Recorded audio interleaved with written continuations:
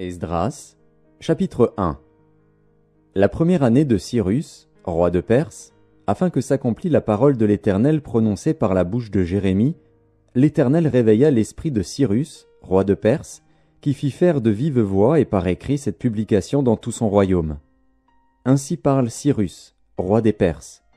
L'Éternel, le Dieu des cieux, m'a donné tous les royaumes de la terre, et il m'a commandé de lui bâtir une maison à Jérusalem en Juda. Qui d'entre vous est de son peuple? Que son Dieu soit avec lui, et qu'il monte à Jérusalem en Juda et bâtisse la maison de l'Éternel, le Dieu d'Israël. C'est le Dieu qui est à Jérusalem.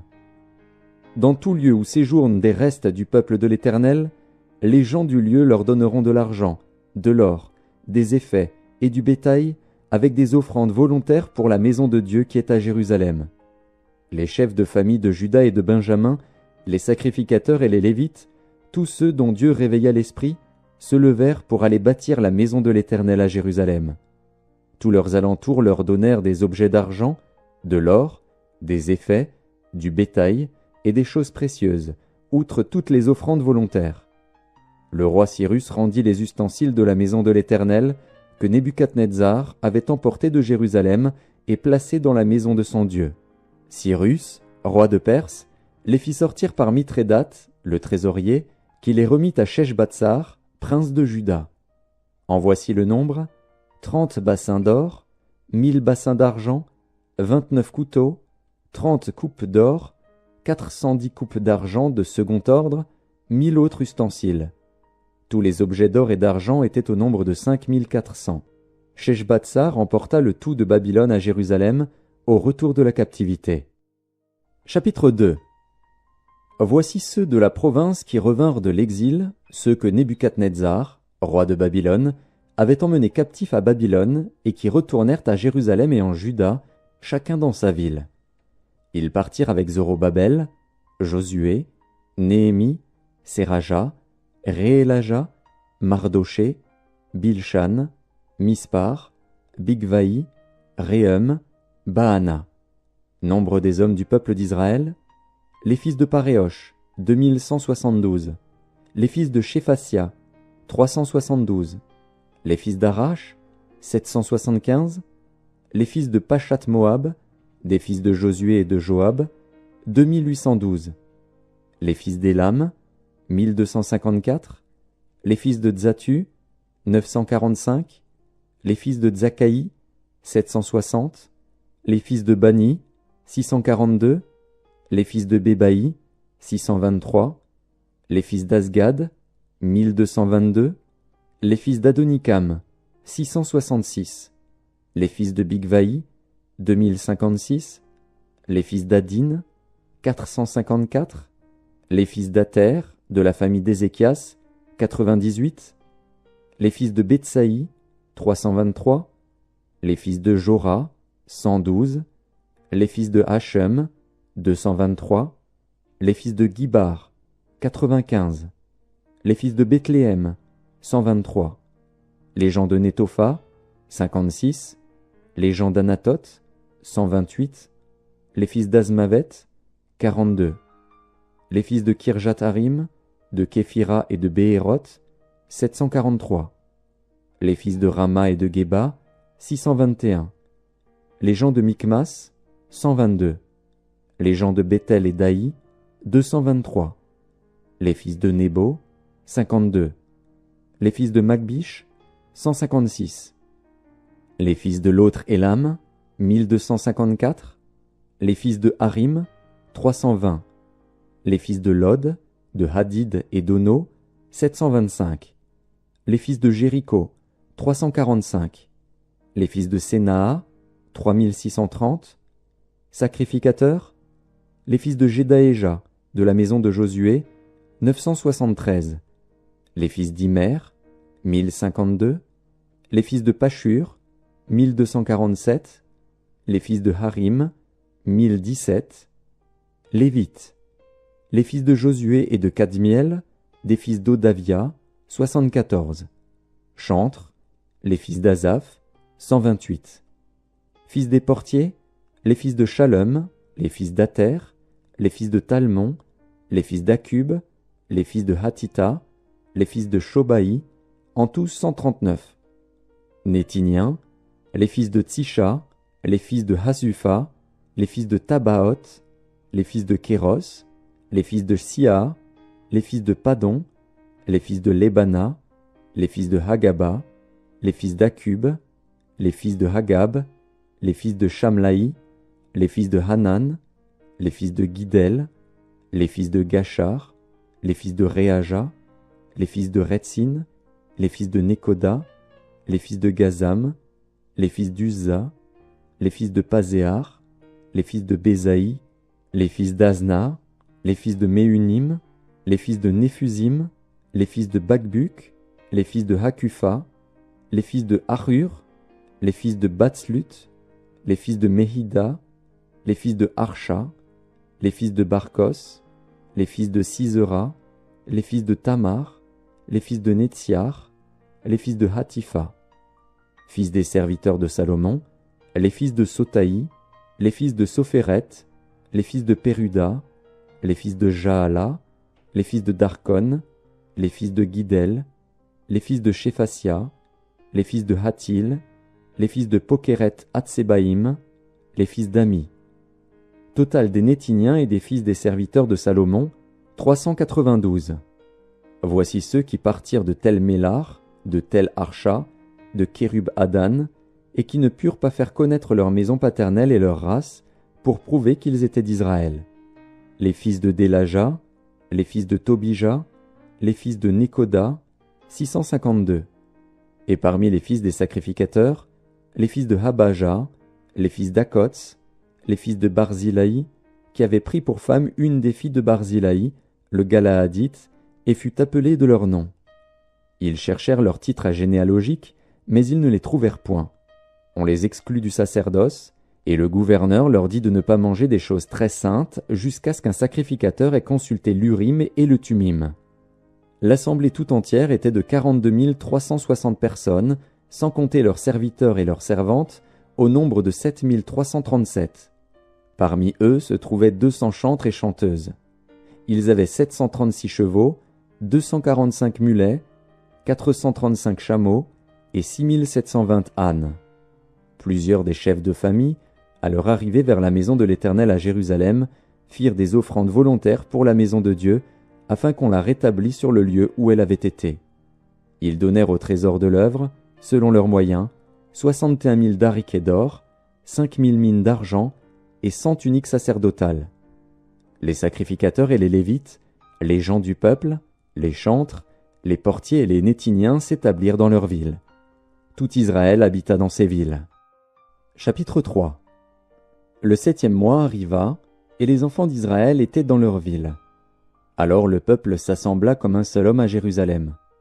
Josué, fils de Jotsadak, avec ses frères les sacrificateurs, et Zorobabel, fils de Shealtiel, avec ses frères, se levèrent et bâtirent l'autel du Dieu d'Israël pour y offrir des holocaustes, selon ce qui est écrit dans la loi de Moïse, homme de Dieu. Ils rétablirent l'autel sur ses fondements, quoiqu'ils eussent à craindre les peuples du pays, et ils y offrirent des holocaustes à l'Éternel, les holocaustes du matin et du soir. Ils célébrèrent la fête des tabernacles, comme il est écrit, et ils offrirent jour par jour des holocaustes, selon le nombre ordonné pour chaque jour. Après cela, ils offrirent l'holocauste perpétuel, les holocaustes des nouvelles lunes et de toutes les solennités consacrées à l'Éternel, et ceux de quiconque faisait des offrandes volontaires à l'Éternel.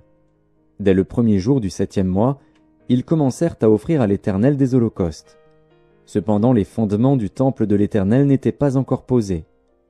On donna de l'argent aux tailleurs de pierre et aux charpentiers, et des vivres, des boissons et de l'huile aux Sidoniens et aux Tyriens, pour qu'ils amenassent par mer jusqu'à Japhos des bois de cèdre du Liban, suivant l'autorisation qu'on avait eue de Cyrus, roi de Perse. La seconde année depuis leur arrivée à la maison de Dieu à Jérusalem, au second mois, Zorobabel, fils de Shealtiel, Josué, fils de Jotsadak, avec le reste de leurs frères les sacrificateurs et les Lévites, et tous ceux qui étaient revenus de la captivité à Jérusalem, se mirent à l'œuvre et chargèrent les Lévites de 20 ans et au-dessus de surveiller les travaux de la maison de l'Éternel. Et Josué, avec ses fils et ses frères, Kadmiel, avec ses fils, fils de Juda, les fils de Henadad, avec leurs fils et leurs frères les Lévites, se préparèrent tous ensemble à surveiller ceux qui travaillaient à la maison de Dieu. Lorsque les ouvriers posèrent les fondements du temple de l'Éternel, on fit assister les sacrificateurs en costume, avec les trompettes, et les Lévites, fils d'Asaph, avec les cymbales, afin qu'ils célébrassent l'Éternel, d'après les ordonnances de David, roi d'Israël. Ils chantaient, célébrant et louant l'Éternel par ces paroles, « Car il est bon, car sa miséricorde pour Israël dure à toujours. » Et tout le peuple poussait de grands cris de joie en célébrant l'Éternel, parce qu'on posait les fondements de la maison de l'Éternel.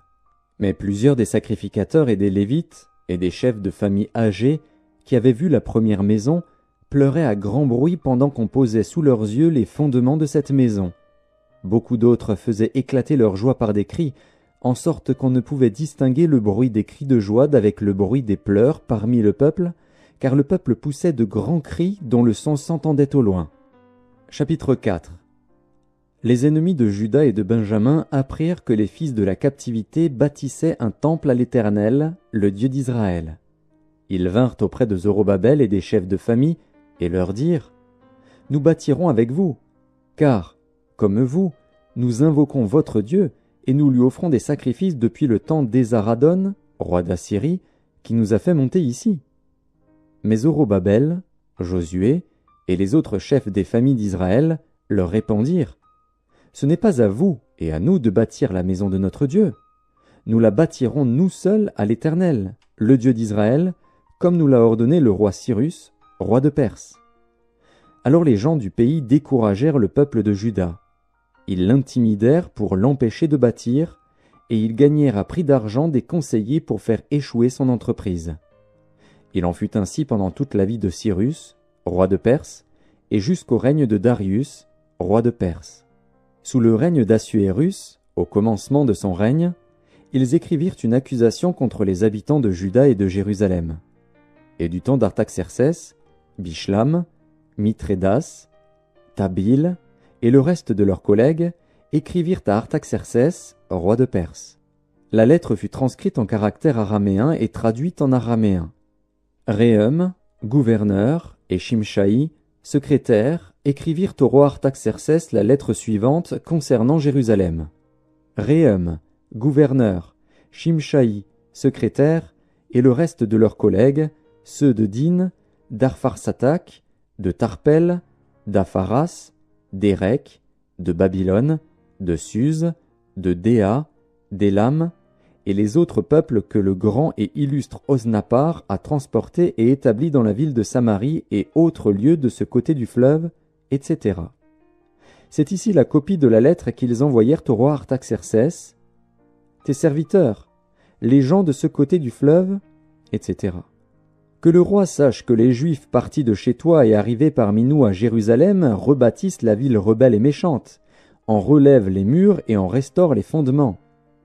Que le roi sache donc que, si cette ville est rebâtie et si ses murs sont relevés, ils ne payeront ni tribut, ni impôt, ni droit de passage, et que le trésor royal en souffrira. Or, comme nous mangeons le sel du palais et qu'il ne nous paraît pas convenable de voir mépriser le roi, nous envoyons au roi ces informations. Qu'on fasse des recherches dans le livre des mémoires de tes pères, et tu trouveras et verras dans le livre des mémoires que cette ville est une ville rebelle, funeste au roi et aux provinces, et qu'on s'y est livré à la révolte dès les temps anciens. C'est pourquoi cette ville a été détruite. Nous faisons savoir au roi que, si cette ville est rebâtie et si ses murs sont relevés, par cela même tu n'auras plus de possession de ce côté du fleuve. » Réponse envoyée par le roi à Réhum, gouverneur, à Shimshaï, secrétaire, et au reste de leurs collègues, demeurant à Samarie et autres lieux de l'autre côté du fleuve. Salut, etc. La lettre que vous nous avez envoyée a été lue exactement devant moi. J'ai donné ordre de faire des recherches, et l'on a trouvé que dès les temps anciens cette ville s'est soulevée contre les rois, et qu'on s'y est livré à la sédition et à la révolte. Il y eut à Jérusalem des rois puissants, maîtres de tout le pays de l'autre côté du fleuve, et auxquels on payait tribut, impôts et droits de passage. En conséquence, ordonnez de faire cesser les travaux de ces gens, afin que cette ville ne se rebâtisse point avant une autorisation de ma part. gardez-vous de mettre en cela de la négligence, de peur que le mal n'augmente au préjudice des rois. » Aussitôt que la copie de la lettre du roi Artaxercès eut été lue devant Rhéum, Shimshaï, le secrétaire, et leurs collègues, ils allèrent en hâte à Jérusalem vers les Juifs et firent cesser leurs travaux par violence et par force. Alors s'arrêta l'ouvrage de la maison de Dieu à Jérusalem, et il fut interrompu jusqu'à la seconde année du règne de Darius, roi de Perse. Chapitre 5. Agé, le prophète, et Zacharie, fils d'Iddo, le prophète, prophétisèrent aux Juifs qui étaient en Juda et à Jérusalem au nom du Dieu d'Israël.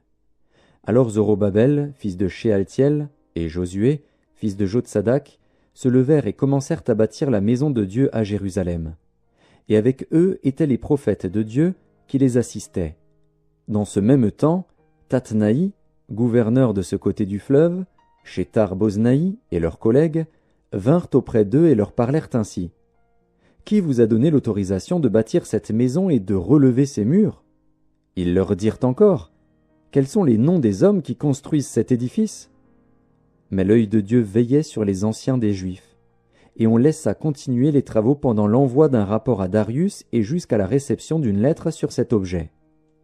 Copie de la lettre envoyée au roi Darius par Tatnaï, gouverneur de ce côté du fleuve. Shethar-Boznaï et leurs collègues d'Apharzak, demeurant de ce côté du fleuve. Ils lui adressèrent un rapport ainsi conçu.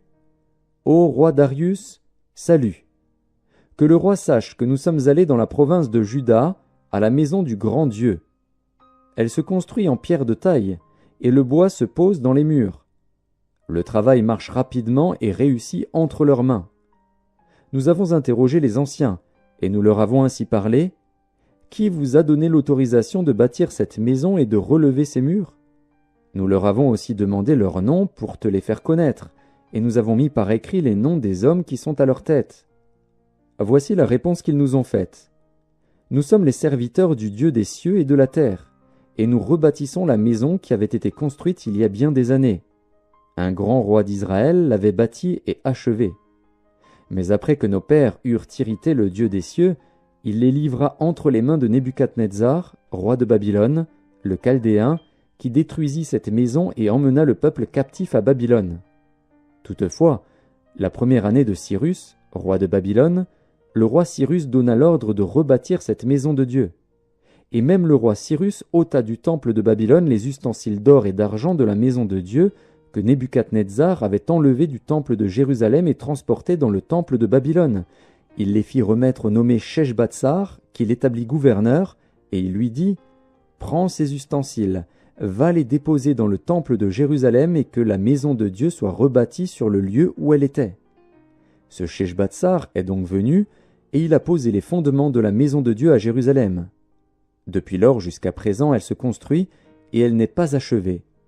Maintenant, si le roi le trouve bon, que l'on fasse des recherches dans la maison des trésors du roi à Babylone, pour voir s'il y a eu de la part du roi Cyrus un ordre donné pour la construction de cette maison de Dieu à Jérusalem. Puis, que le roi nous transmette sa volonté sur cet objet. Chapitre 6. Alors le roi Darius donna ordre de faire des recherches dans la maison des archives où l'on déposait les trésors à Babylone. Et l'on trouva à Achmeta, capitale de la province de Médie, un rouleau sur lequel était écrit le mémoire suivant. La première année du roi Cyrus, le roi Cyrus a donné cet ordre au sujet de la maison de Dieu à Jérusalem, que la maison soit rebâtie pour être un lieu où l'on offre des sacrifices et qu'elle ait des solides fondements. Elle aura 60 coudées de hauteur, 60 coudées de largeur, 3 rangées de pierres de taille et 1 rangée de bois neuf. Les frais seront payés par la maison du roi. De plus, les ustensiles d'or et d'argent de la maison de Dieu que Nebuchadnezzar avait enlevés du temple de Jérusalem et transportés à Babylone seront rendus, transportés au temple de Jérusalem à la place où ils étaient et déposés dans la maison de Dieu. Maintenant, Tatnaï, gouverneur de l'autre côté du fleuve, Shethar-Boznaï et vos collègues d'Apharzak, qui demeuraient de l'autre côté du fleuve, tenez-vous loin de ce lieu. Laissez continuer les travaux de cette maison de Dieu. Que le gouverneur des Juifs et les anciens des Juifs la rebâtissent sur l'emplacement qu'elle occupait. Voici l'ordre que je donne touchant ce que vous aurez à faire à l'égard de ces anciens des Juifs pour la construction de cette maison de Dieu. Les frais, pris sur les biens du roi provenant des tribus de l'autre côté du fleuve, seront exactement payés à ces hommes, afin qu'il n'y ait pas d'interruption. Les choses nécessaires pour les holocaustes du Dieu des cieux, jeunes taureaux, béliers et agneaux, froment, sel, vin et huile, seront livrés, sur leur demande, aux sacrificateurs de Jérusalem, jour par jour et sans manquer, afin qu'ils offrent des sacrifices de bonne odeur au Dieu des cieux et qu'ils prient pour la vie du roi et de ses fils. Et voici l'ordre que je donne touchant quiconque transgressera cette parole. On arrachera de sa maison une pièce de bois, on la dressera pour qu'il y soit attaché, et l'on fera de sa maison un tas d'immondices.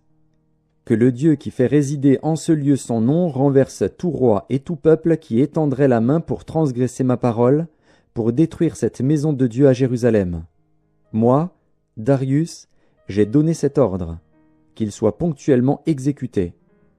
Tatnaï, gouverneur de ce côté du fleuve, Shethar-Boznaï et leurs collègues se conformèrent ponctuellement à cet ordre que leur envoya le roi Darius. Et les anciens des Juifs bâtirent avec succès, selon les prophéties d'Agé, le prophète, et de Zacharie, fils d'Iddo. Ils bâtirent et achevèrent, d'après l'ordre du Dieu d'Israël et d'après l'ordre de Cyrus, de Darius et d'Artaxercès, roi de Perse. La maison fut achevée le 3e jour du mois d'Adar, dans la 6e année du règne du roi Darius. Les enfants d'Israël, les sacrificateurs et les Lévites, et le reste des fils de la captivité firent avec joie la dédicace de cette maison de Dieu. Ils offrirent, pour la dédicace de cette maison de Dieu, 100 taureaux, 200 béliers, 400 agneaux, et, comme victime expiatoire pour tout Israël, 12 boucs, d'après le nombre des tribus d'Israël. Ils établirent les sacrificateurs selon leur classe et les Lévites selon leur division pour le service de Dieu à Jérusalem, comme il est écrit dans le livre de Moïse.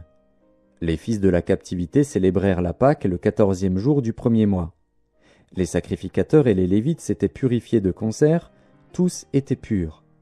Ils immolèrent la Pâque pour tous les fils de la captivité, pour leurs frères les sacrificateurs, et pour eux-mêmes. Les enfants d'Israël revenus de la captivité mangèrent la Pâque, avec tous ceux qui s'étaient éloignés de l'impureté des nations du pays et qui se joignirent à eux pour chercher l'Éternel, le Dieu d'Israël. Ils célébrèrent avec joie pendant 7 jours la fête des pains sans levain, car l'Éternel les avait réjouis en disposant le roi d'Assyrie à les soutenir dans l'œuvre de la maison de Dieu, du Dieu d'Israël. Chapitre 7. Après ces choses, sous le règne d'Artaxercès, roi de Perse, vint Esdras, fils de Séraja, fils d'Azaria, fils de Hilkija, fils de Shalom, fils de Tsadok, fils d'Akitub, fils d'Amaria, fils d'Azaria, fils de Merajot, fils de Zérakja, fils d'Uzi, fils de Buki, fils d'Abishua, fils de Phiné, fils d'Éléazar, fils d'Aaron, le souverain sacrificateur. Cet Esdras vint de Babylone. C'était un scribe versé dans la loi de Moïse, donné par l'Éternel, le Dieu d'Israël. Et comme la main de l'Éternel, son Dieu, était sur lui, le roi lui accorda tout ce qu'il avait demandé. Plusieurs des enfants d'Israël, des sacrificateurs et des Lévites, des chantres, des portiers et des Nétiniens, vinrent aussi à Jérusalem la 7e année du roi Artaxercès. Esdras arriva à Jérusalem au 5e mois de la 7e année du roi. Il était parti de Babylone le 1er jour du 1er mois, et il arriva à Jérusalem le 1er jour du 5e mois, la bonne main de son Dieu étant sur lui. Car Esdras avait appliqué son cœur à étudier et à mettre en pratique la loi de l'Éternel, et à enseigner au milieu d'Israël les lois et les ordonnances. Voici la copie de la lettre donnée par le roi Artaxercès à Esdras, sacrificateur et scribe, enseignant les commandements et les lois de l'Éternel concernant Israël. Artaxercès, roi des rois, à Esdras, sacrificateur et scribe, versé dans la loi du Dieu des cieux, etc. J'ai donné ordre de laisser aller tous ceux du peuple d'Israël, de ses sacrificateurs et de ses Lévites, qui se trouvent dans mon royaume et qui sont disposés à partir avec toi pour Jérusalem. Tu es envoyé par le roi et ses 7 conseillers pour inspecter Juda et Jérusalem d'après la loi de ton Dieu, laquelle est entre tes mains, et pour porter l'argent et l'or que le roi et ses conseillers ont généreusement offert au Dieu d'Israël, dont la demeure est à Jérusalem, tout l'argent et l'or que tu trouveras dans toute la province de Babylone, et les dons volontaires faits par le peuple et les sacrificateurs pour la maison de leur Dieu à Jérusalem. En conséquence, tu auras soin d'acheter avec cet argent des taureaux, des béliers, des agneaux, et ce qui est nécessaire pour les offrandes et les libations, et tu les offriras sur l'autel de la maison de votre Dieu à Jérusalem. Vous ferez avec le reste de l'argent et de l'or ce que vous jugerez bon de faire, toi et tes frères, en vous conformant à la volonté de votre Dieu. Dépose devant le Dieu de Jérusalem les ustensiles qui te sont remis pour le service de la maison de ton Dieu. Tu tireras de la maison des trésors du roi ce qu'il faudra pour les autres dépenses que tu auras à faire concernant la maison de ton Dieu. Moi, le roi Artaxercès, je donne l'ordre à tous les trésoriers de l'autre côté du fleuve de livrer exactement à Esdras, sacrificateur et scribe, versé dans la loi du Dieu des cieux, tout ce qu'il vous demandera, jusqu'à 100 talents d'argent, 100 corps de froment, 100 battes de vin, 100 battes d'huile et du sel à discrétion. Que tout ce qui est ordonné par le Dieu des cieux se fasse ponctuellement pour la maison du Dieu des cieux, afin que sa colère ne soit pas sur le royaume, sur le roi et sur ses fils. Nous vous faisons savoir qu'il ne peut être levé ni tribut, ni impôt, ni droit de passage sur aucun des sacrificateurs, des Lévites, des chantres, des portiers, des Néthiniens et des serviteurs de cette maison de Dieu. Et toi, Esdras, selon la sagesse de Dieu que tu possèdes, établis des juges et des magistrats qui rendent la justice à tout le peuple de l'autre côté du fleuve, à tous ceux qui connaissent les lois de ton Dieu, et fais-les connaître à ceux qui ne le connaissent pas. Quiconque n'observera pas ponctuellement la loi de ton Dieu et la loi du roi sera condamné à la mort, au bannissement, à une amende ou à la prison. Béni soit l'Éternel, le Dieu de nos pères, qui a disposé le cœur du roi à glorifier ainsi la maison de l'Éternel à Jérusalem, et qui m'a rendu l'objet de la bienveillance du roi, de ses conseillers et de tous ses puissants chefs. Fortifié par la main de l'Éternel, mon Dieu, qui était sur moi, j'ai rassemblé les chefs d'Israël, afin qu'ils partissent avec moi. Chapitre 8. Voici les chefs de famille et les généalogies de ceux qui montèrent avec moi de Babylone, sous le règne du roi Artaxercès. Des fils de Phiné, Gershom. Des fils d'Ithamar, Daniel. Des fils de David, Hattush. Des fils de Shekania. Des fils de Paréosh, Zacharie, et avec lui 150 mâles enregistrés. Des fils de Pachat-Moab, Eljoénaï, fils de Jérakja, et avec lui 200 mâles. Des fils de Shekania, le fils de Jacaziel, et avec lui 300 mâles. Des fils d'Adin, Ebed, fils de Jonathan, et avec lui 50 mâles. Des fils d'Élam, Ésaïe, fils d'Atalia, et avec lui 70 mâles. Des fils de Shéphasia, Zébadia, fils de Michaël, et avec lui 80 mâles. Des fils de Joab, Abdias, fils de Jéhiel, et avec lui 218 mâles. Des fils de Shélomis, le fils de Josiphia, et avec lui 160 mâles. Des fils de Bébaï, Zacharie, fils de Bébaï, et avec lui 28 mâles. Des fils d'Asgad, Jochanan, fils d'Akatan, et avec lui 110 mâles. Des fils d'Adonikam, les derniers, dont voici les noms, Éliphélet, Jéhiel et Shemaéja, et avec eux 60 mâles. Des fils de Bigvaï, Utaï et Zabud, et avec eux 70 mâles. Je les rassemblai près du fleuve qui coule vers Ahava, et nous campâmes là 3 jours.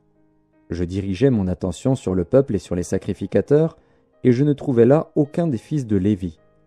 Alors je fis appeler les chefs Éliézer, Ariel, Shemaéja, Elnathan, Jarib, Elnathan, Nathan, Zacharie et Meshulam, et les docteurs Jojarib et Elnathan. Je les envoyai vers le chef Iddo, demeurant à Casifia, et je mis dans leur bouche ce qu'ils devaient dire à Iddo et à ses frères les Néthiniens qui étaient à Casifia, afin qu'ils nous amenassent des serviteurs pour la maison de notre Dieu. Et, comme la bonne main de notre Dieu était sur nous, ils nous amenèrent Chérébia, homme de sens, d'entre les fils de Machli, fils de Lévi, fils d'Israël, et avec lui ses fils et ses frères, au nombre de 18. Achabia, et avec lui Ésaïe, d'entre les fils de Mérari, ses frères et leurs fils, au nombre de 20. Et d'entre les Néthiniens, que David et les chefs avaient mis au service des Lévites, 220 Néthiniens, tous désignés par leur nom. Là, près du fleuve d'Ahava, je publiai un jeûne d'humiliation devant notre Dieu, afin d'implorer de lui un heureux voyage pour nous, pour nos enfants, et pour tout ce qui nous appartenait. J'aurais eu honte de demander au roi une escorte et des cavaliers pour nous protéger contre l'ennemi pendant la route, car nous avions dit au roi, « La main de notre Dieu est pour leur bien sur tous ceux qui le cherchent, mais sa force et sa colère sont sur tous ceux qui l'abandonnent. » C'est à cause de cela que nous jeûnâmes et que nous invoquâmes notre Dieu, et il nous exauça. Je choisis 12 chefs des sacrificateurs, Chérébia, Achabia, et 10 de leurs frères. Je pesai devant eux l'argent, l'or et les ustensiles, donnés en offrande pour la maison de notre Dieu par le roi, ses conseillers et ses chefs, et par tous ceux d'Israël qu'on avait trouvés. Je remis entre leurs mains 650 talents d'argent, des ustensiles d'argent pour 100 talents, 100 talents d'or, 20 coupes d'or valant 1000 darics, et 2 vases d'un bel airain poli, aussi précieux que l'or.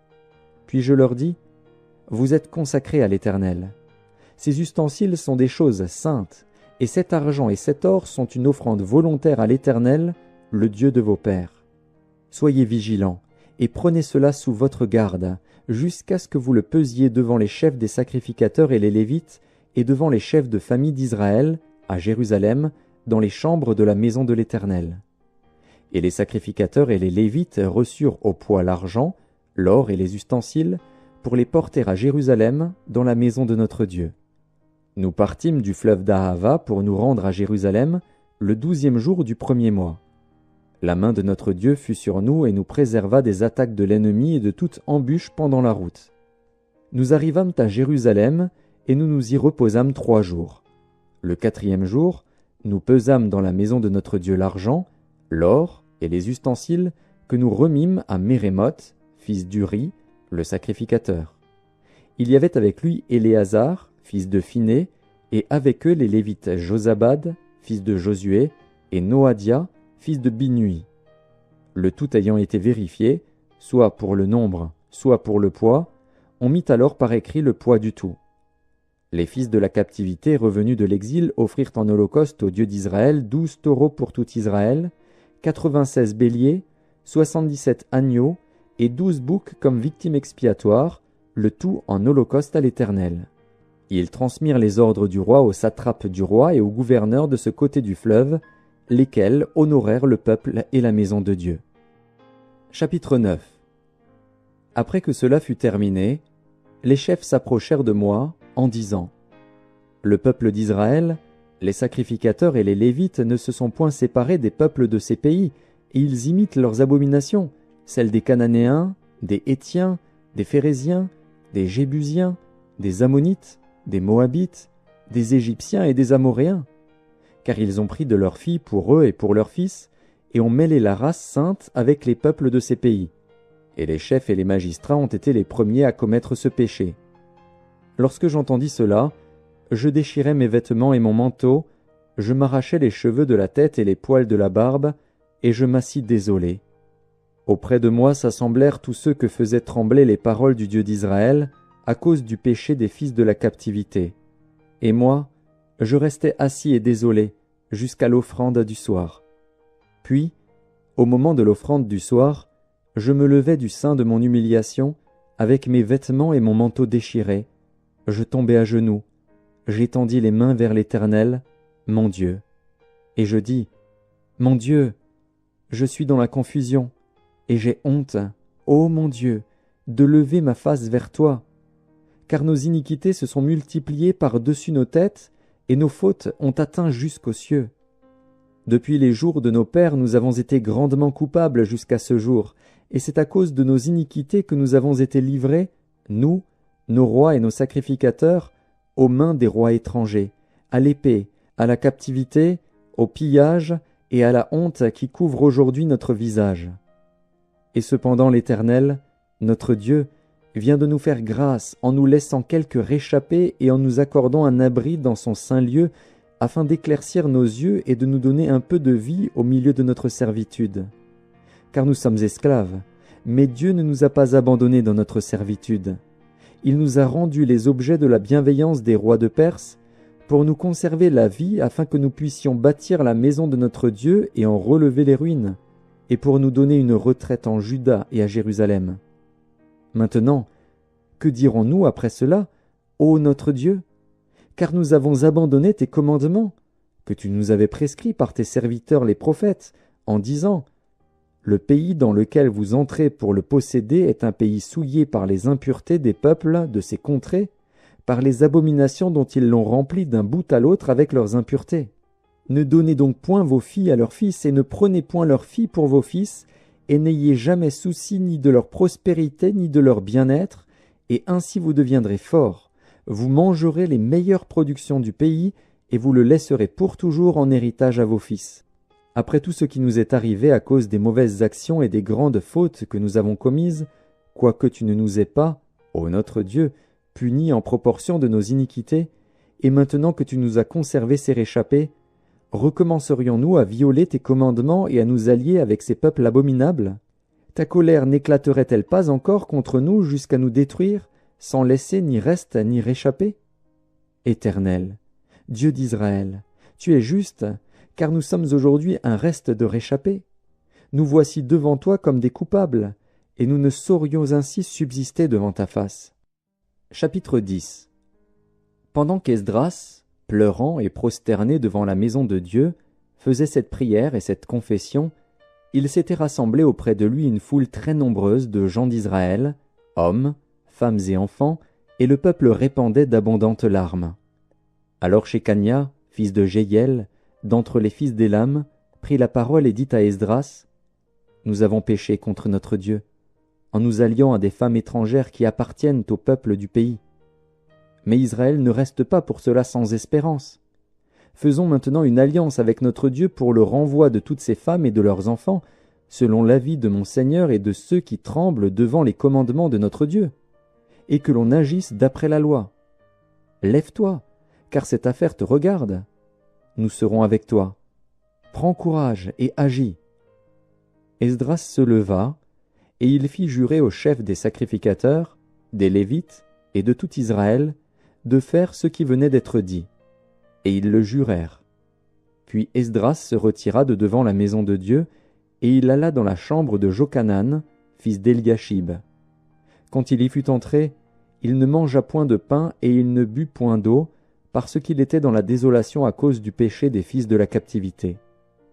On publia dans Juda et à Jérusalem que tous les fils de la captivité eussent à se réunir à Jérusalem, et que, d'après l'avis des chefs et des anciens, quiconque ne s'y serait pas rendu dans 3 jours aurait tous ses biens confisqués et serait lui-même exclu de l'assemblée des fils de la captivité.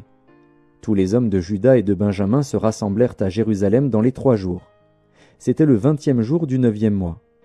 Tout le peuple se tenait sur la place de la maison de Dieu, tremblant à cause de la circonstance et par suite de la pluie. Esdras, le sacrificateur, se leva et leur dit, « Vous avez péché en vous alliant à des femmes étrangères, et vous avez rendu Israël encore plus coupable. Confessez maintenant votre faute à l'Éternel, le Dieu de vos pères, et faites sa volonté. Séparez-vous des peuples du pays et des femmes étrangères. » Toute l'assemblée répondit d'une voix haute, « À nous de faire comme tu l'as dit. » Mais le peuple est nombreux, le temps est à la pluie, et il n'est pas possible de rester dehors. D'ailleurs, ce n'est pas l'œuvre d'un jour ou 2, car il y en a beaucoup parmi nous qui ont péché dans cette affaire.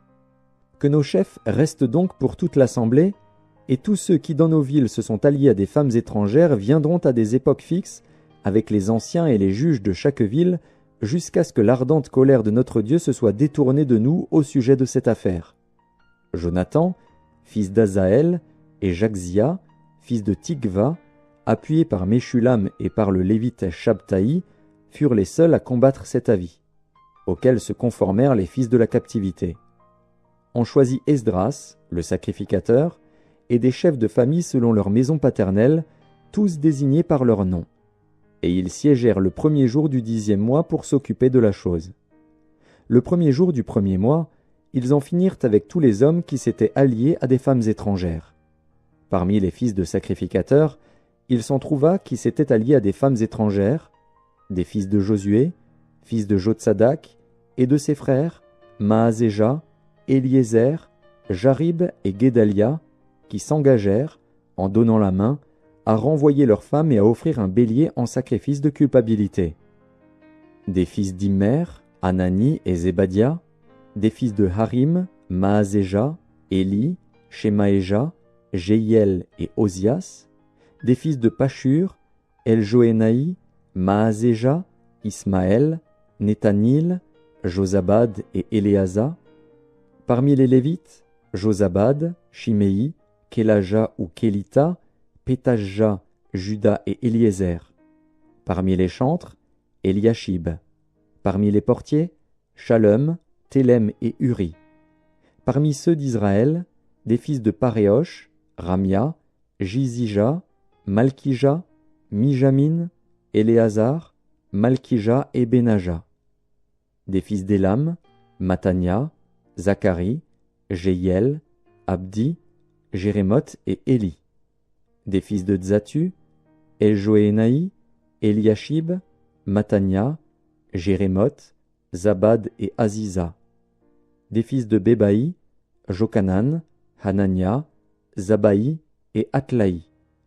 Des fils de Bani, Meshulam, Maluk, Adaja, Jashub, Shial et Ramoth. Des fils de Pachat Moab, Adna, Kelal, Benaja, Maazéja, Matania, Betsalil, Binui et Manassé. Des fils de Harim, Éliézer, Jishija, Malkija, Shemaéja, Siméon, Benjamin, Maluk et Shemaria. Des fils de Hashum, Matnaï, Matata, Zabad, Éliphélet, Jérémaï, Manassé et Shiméi. Des fils de Bani, Madaï, Amram, Uel, Benaja, Bédia, Kélu, Vania, Mérémoth, Eliashib, Matania, Matnaï, Jaazaï, Bani, Binui, Shiméi, Shélémia, Nathan, Adaja, Maknadbaï, Shashaï, Sharaï, Azaril, Shélémia, Shemaria, Shalom, Amaria et Joseph. Des fils de Nebo, Jéiel, Matithia, Zabad, Zébina, Jadaï, Joël et Benaja. Tout cela avait pris des femmes étrangères, et plusieurs en avaient eu des enfants.